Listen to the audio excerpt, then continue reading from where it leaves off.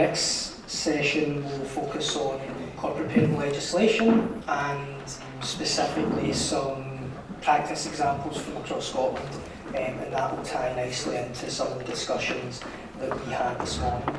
So as you can see on the screen, this is the definition of corporate parent.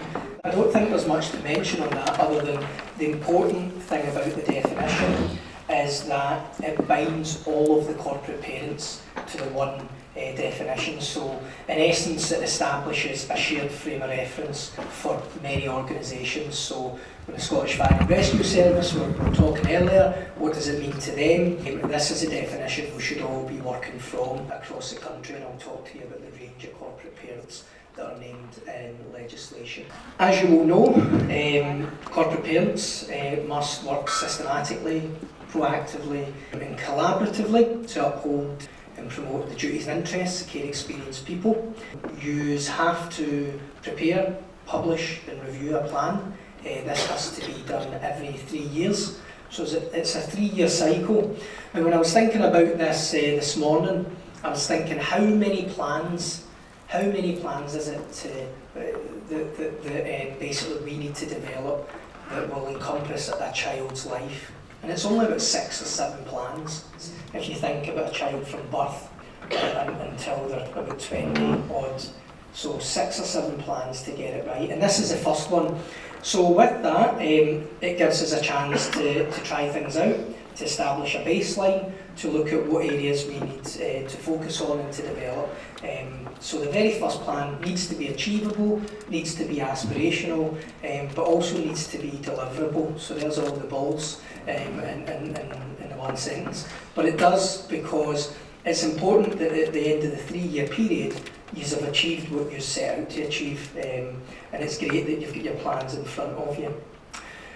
There's various duties and responsibilities outlined in the plan, and there's 6 key duties and responsibilities. And we'll send a paper at the end of this day which talks about these duties and responsibilities and kind of categorises them into 3 main areas. But as you'll see from your action plan, it talks about being alert to matters which might adversely affect care experienced people. How do you do that? One of the ways to do that is to listen to care experienced people, is to look at the national trends, the statistics, the outcomes, the research.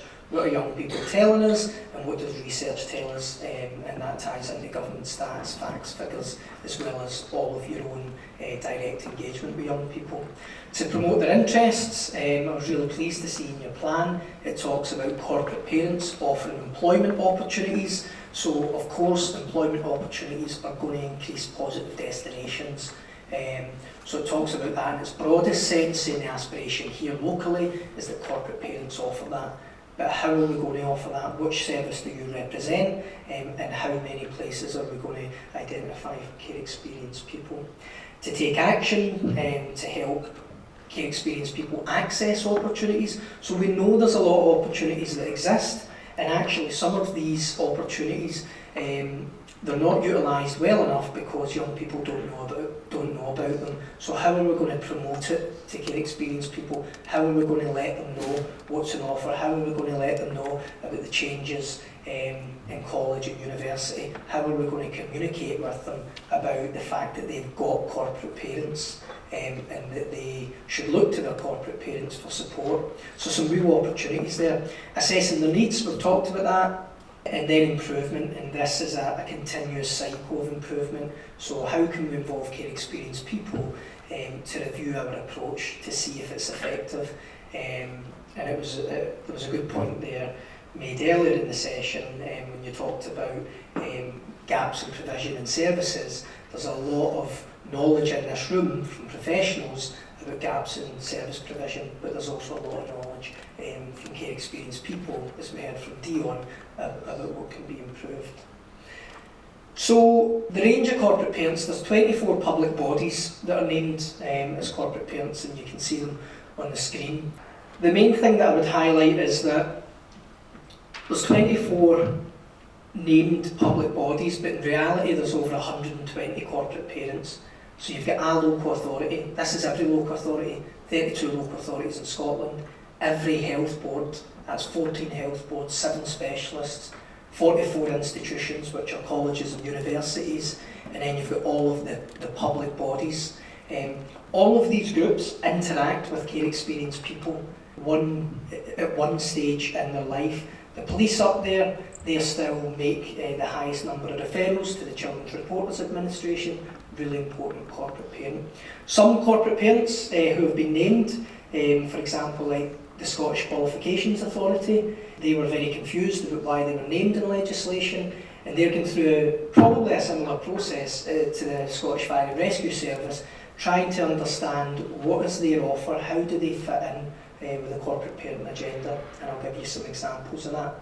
We've talked a lot about children's hearings taking place during school hours. One of the first things that the Scottish Qualifications Authority did after they received training is they realised that they create the exam timetable. They have never shared the exam timetable with the Scottish Children's Reporters Administration, who is responsible for scheduling hearings. So they've never done that in their history. So for the first year ever, SQA have started to share the timetable with SCRA to avoid hearings disrupting education. The next step in this process is to work alongside CHS, SCRA, SQA and a local authority. The first local authority that we'll be working collaboratively with will be Renfrewshire Council.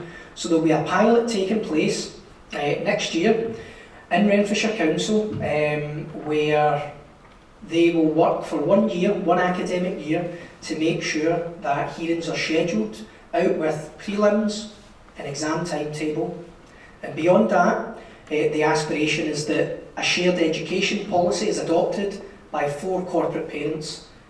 That's SQA, CHS, SCRA and the local authority.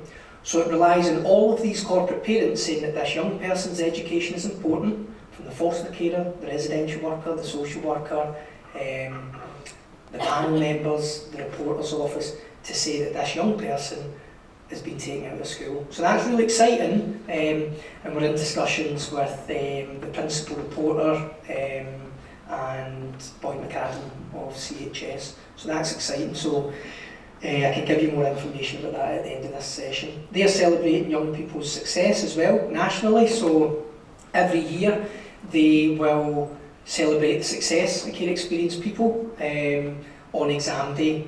And they've also said that they will now provide free replacement certificates to people who are care experienced and have maybe lost that. So if you're working with young people who have lost their exams, who need that as evidence for employment, SQA are going to waive that fee.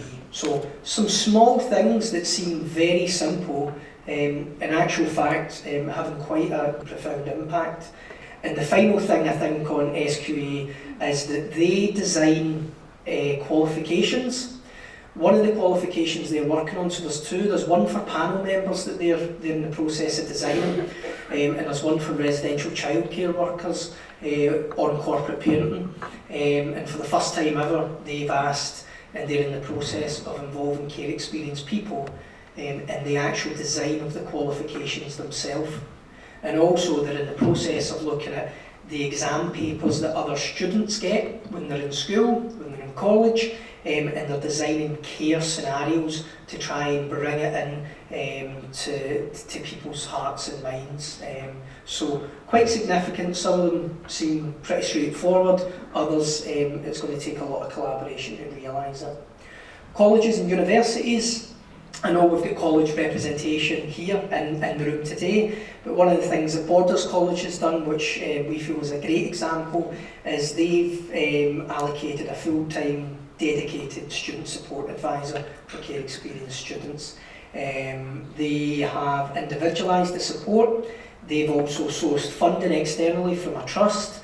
They've appointed care experienced ambassadors in the college to support them with the design and development of their corporate parenting plan and strategy, and small things like making sure that their care experienced people receive Christmas cards and birthday cards, because as you know, the average age of leaving care is still 17 and 18 in Scotland nationally. So small things like that make a big difference. In terms of transforming the care system, I alluded to this earlier. Some of the most significant changes outlined in the legislation is the increase of continuing care up to 21, so it's a legal right now for young people. Before, the culture was when they hit 16 they move on. We've heard from Dion, there's various reasons there. Young people want to move on, but also at that time it was the culture. We should be moving them on, they should be independent, and younger people should be occupying spaces in foster cares.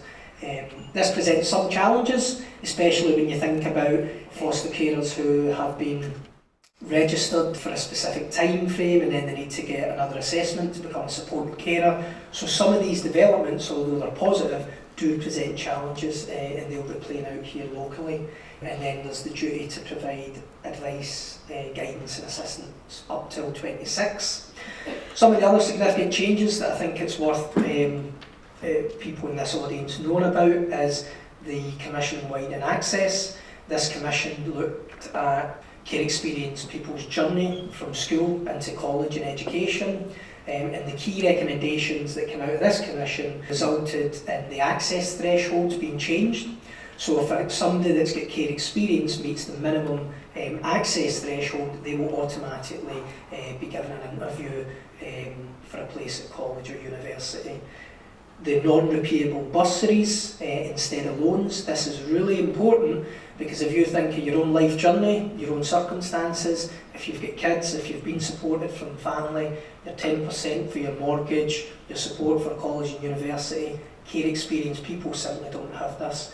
So in terms of their social mobility, non-repayable bursary in place of student loans is very significant, and this will be coming into effect the next academic year.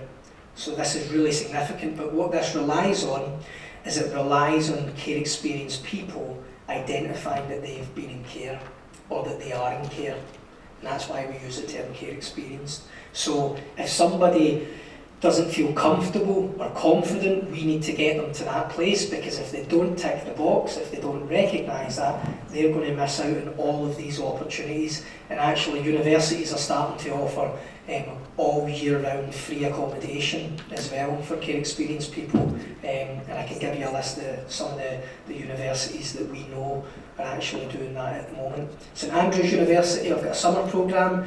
They will take young people for a week to St Andrews University absolutely free. So if you've got young people that you're engaging with in education and you want them to get these opportunities, please contact us to find out more about them. We had no young people in this programme last year that became a corporate parent. They created the opportunity, but we're not getting the young people through the door, so please help us with that. And then the final one, in partnership with Skills Development Scotland, and it's part of a broader discussion, is a marker flag or some sort of indication that somebody has been care experienced. Now there's a whole range of challenges with this because, as I said earlier, some people don't want to be identified, and that's okay, but a lot of the opportunities that are being created rely on us knowing who they are, and also rely on care experienced people self-identifying.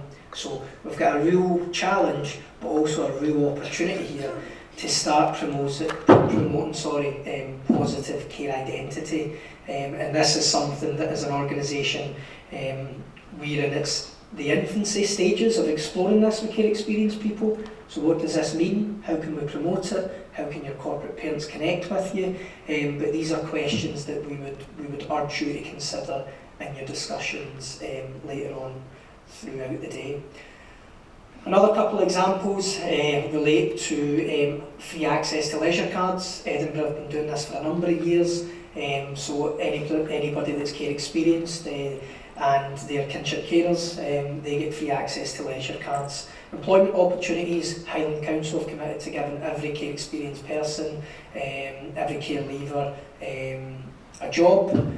So in theory it's a great statement, but in practice it's very challenging, because it's not just about employment, it's about the wraparound support and understanding that's needed with that. Stirling and Clackmannanshire, I know that Liam was here earlier, they've said that anybody that's care experienced and declares that it meets the criteria for a job, they will automatically get an interview. So across the country corporate parents are developing ways and strategies and opportunities to really increase positive destinations. But the challenge for us is to know about them. So how can we find out about all of these? How can you find out what the Scottish Fire and Rescue Service can offer, what the police can offer? And one of the most important duties is the duty to collaborate. So I've been speaking to a couple of people earlier about challenges between budgets, between transporting young people to and from school, social work, education, how much is this going to cost? And what I would say on that is that the duty is there to collaborate, and it's a real opportunity to start to get this right for our care experienced people. And that's the way that I would like to frame our thinking moving forward, is how do we collaborate with each other, which means sharing resources, as difficult as it might be, and as challenging as it might be, and developing strategies, either single strategies or shared strategies. So in this afternoon's discussion, Liz is going to talk about how we involve local corporate parents to identify what they can contribute to the local authorities' agenda. So, on that note, First Minister's announcement, so it's just to highlight that at the highest level, the First Minister is the most senior corporate parent. The First Minister's received corporate parent training as well.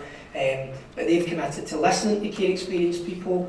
It is a real challenge, but again, it's a real opportunity. And as Browne said, the work continues in every day, and hopefully you can link your young people into this view. So if there's young people you're working with and you want their voices heard, please get in touch with us.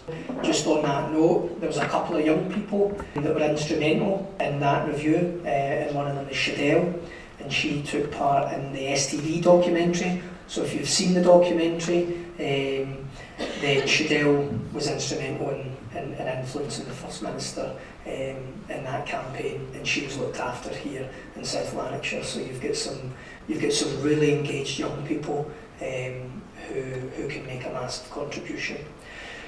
So that was quite a brief and quick overview of some of the national opportunities.